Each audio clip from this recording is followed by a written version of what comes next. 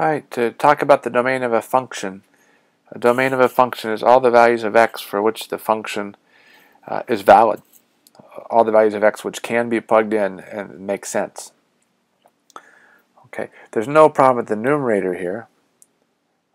Now, when I'm dividing by something, I have to make sure that it's not 0. So the square root of 0 would not be allowed. And also, when I take the square root of a number, it has to be greater than or equal to 0. Well, I can't have it equal to 0 because then I'm dividing by 0 on this rational function. So what we need is for the quantity under the square root here to be a positive number. So the domain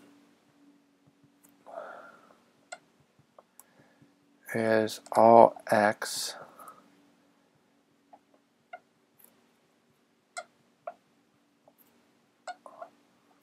so that gives us an inequality to solve. Right? It's already in a nice form, so we're going to use the sign diagram to solve this.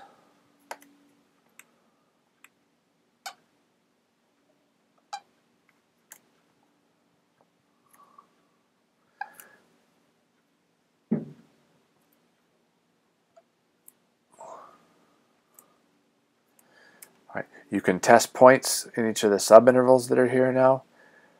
Right. So x equals 3, for instance, 0, -3.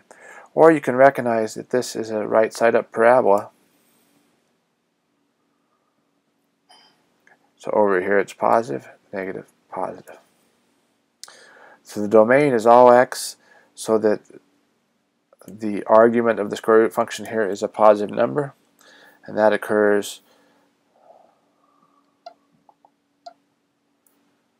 at 2 places on the number line, from -infinity to -2.